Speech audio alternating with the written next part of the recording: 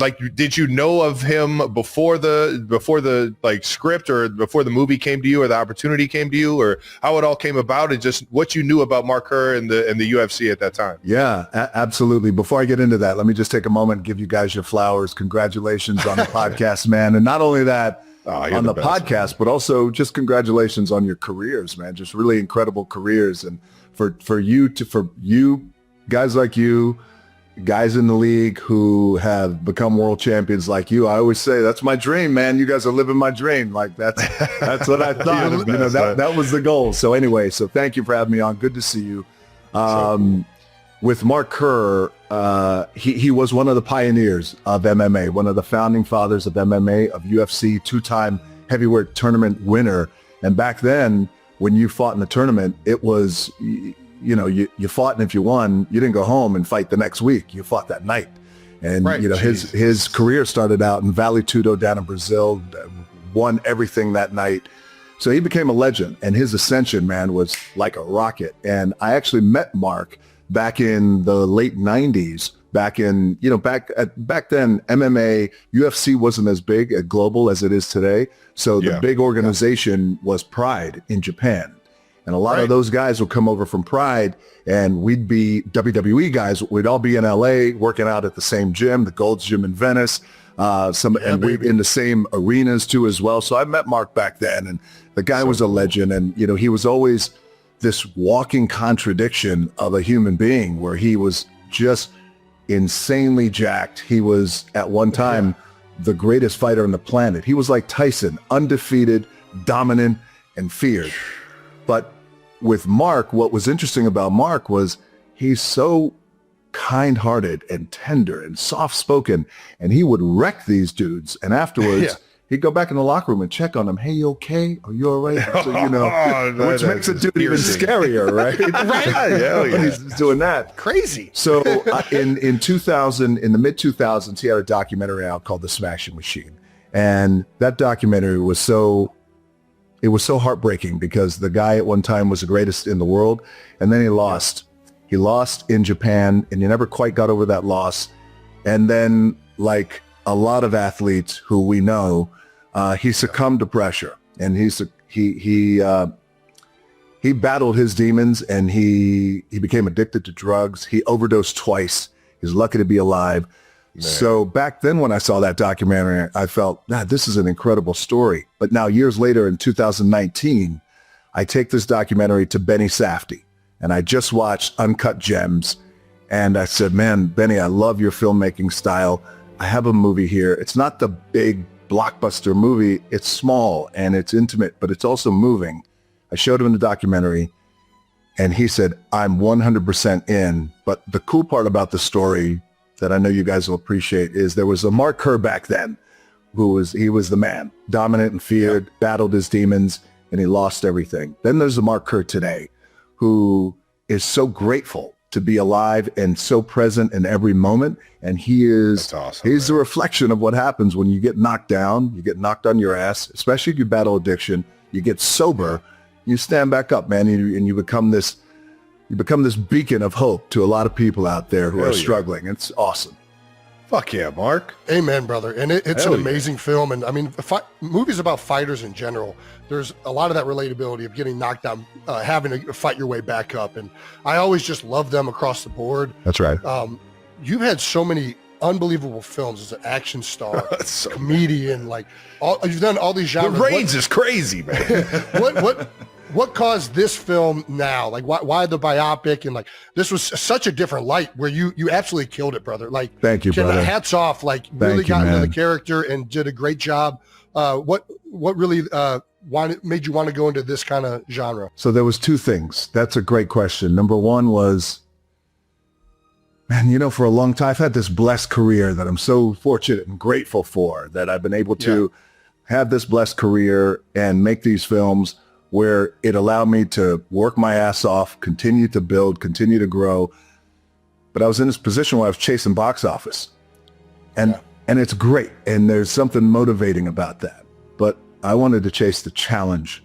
And I felt like it was time to make that switch. And to be honest with you, I wanted to challenge myself. And I And while these movies are big and they're hard to do and they're fun and a lot of people like them when you win, and then you have some movies that flop and tank, and that's okay. You got to move on.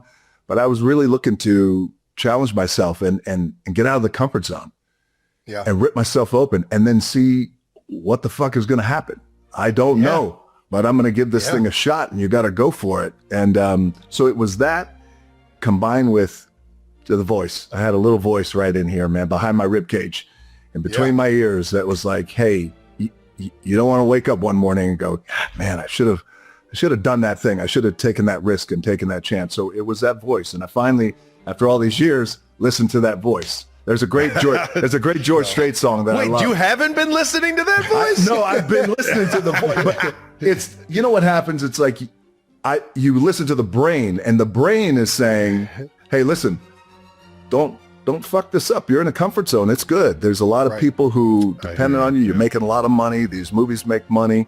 They do well or they don't do well. But then the heart is its own boss, as you guys know. And the heart will ultimately be the one to say, no. We're going to override the brain and go take this risk. And you know what? There's something, I tell you what, and I want to know from you guys being elite athletes and champions is it's good to be scared. Yeah. It's Absolutely. Good. It's good, like to be scared of some shit. I like to face that fear, man. Yes. It's real. Yeah. There's a great quote by Customata, Mike Tyson's former trainer. Yeah. The hero and the coward both feel the same emotion. They both feel fear. The difference is the reaction to that emotion. And I just love that. I've carried with it forever. That's another fighter quote. I mean, there's so many, Beautiful fighting quote. culture in general. That's one of the reasons I love this film. Yes. For me and Travis, really, we got into UFC probably at the tail end of Mark's career. It was more like Chuck Liddell. Tito, like those guys, exactly. And I remember Mark Coleman, I remember Mark Kerr, but I didn't know it as much as I did after coming out of this thing. And just so much respect for these guys that grew the sport, right? Yes. And then you got legend Boss Rutan in there in the corner. I mean, that was amazing. So dope, man. We had Boss Rutan, we had Alexander Usyk, we had a Yeah. lot of guys, man, who came. But you're right about these guys who paved the way. And back then, those guys weren't making a lot of money at all.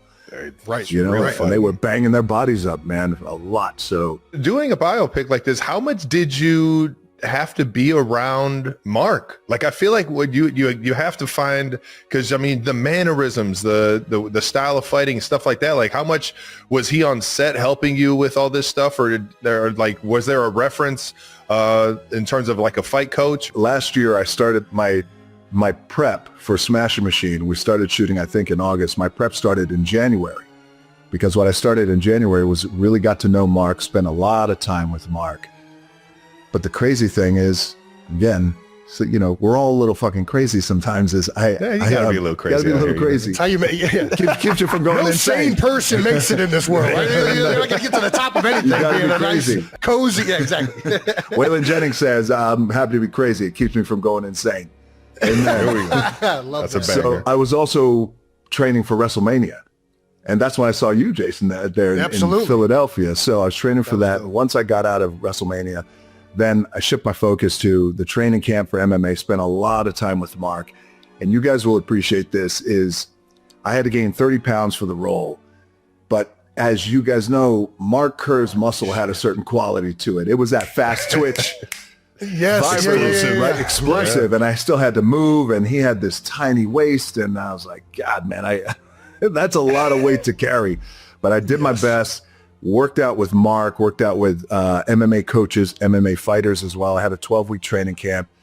And that was a whole other education for me, because I, grew up in the world of pro wrestling, loved the pro wrestling. I knew my way around a wrestling ring, but MMA is a whole different beast and a whole different monster.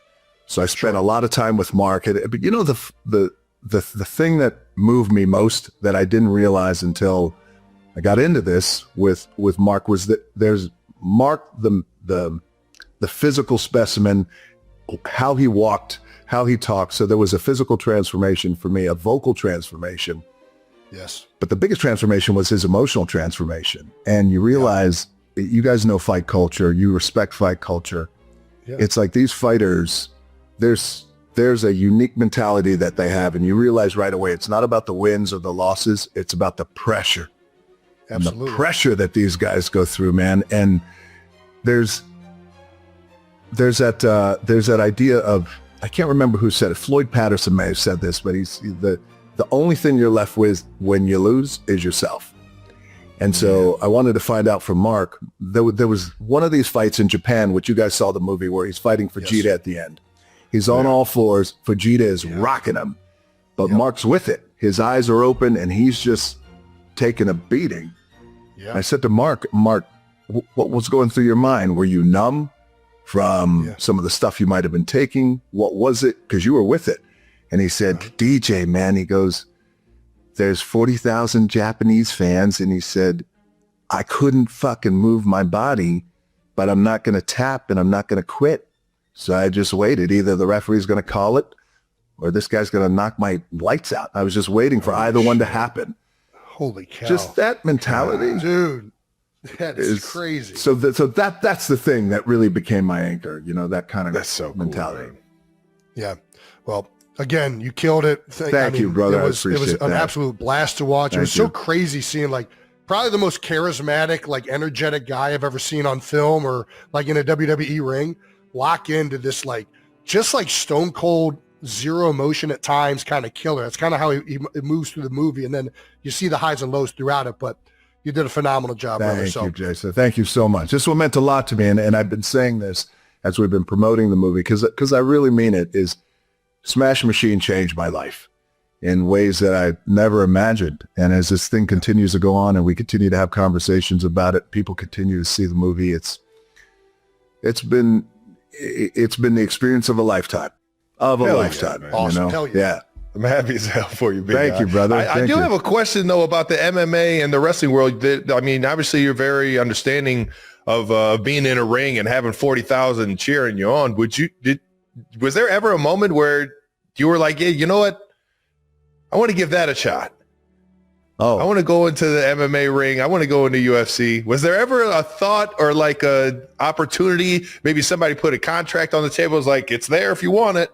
listen, me right now, it's like, as you're training in MMA camp, it's like, okay, you know how ego will start knocking at your door and be like, hey, I could be a bad motherfucker doing this thing.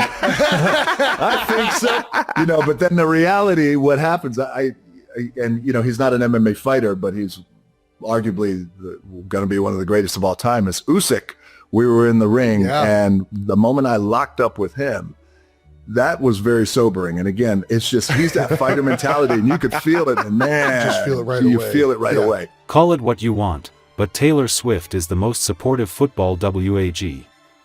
Amid her busy press tour for her new album, The Life of a Showgirl, the superstar has found time to continue supporting her fiancé, Travis Kelce, at his NFL games this season. And the Kansas City Chiefs' game against the Detroit Lions this Sunday was no exception. The Wood singer watched the game from Kelce's VIP suite at Arrowhead Stadium in Kansas City, Missouri, alongside his family and friends. For the occasion, Swift wore a black long-sleeve top, dangling diamond earrings, and her signature red lip and ponytail with blown-out bangs. She had on a silver manicure that matched her gleaming diamond engagement ring. In the first half of the game, NBC Sunday Night Football cameras cut to Kelce's suite and showed Swift hugging her future father-in-law, Ed Kelce, with her massive ring in full display.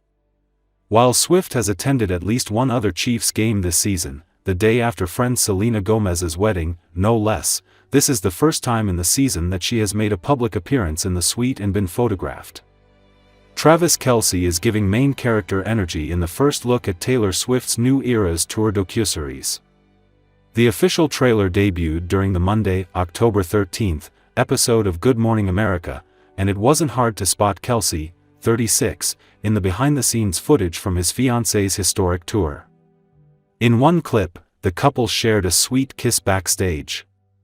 Fans later got a closer look at Swift, 35, and Kelce practicing for his Big Eras Tour debut, which took place during one of her concerts at London's Wembley Stadium in June 2024.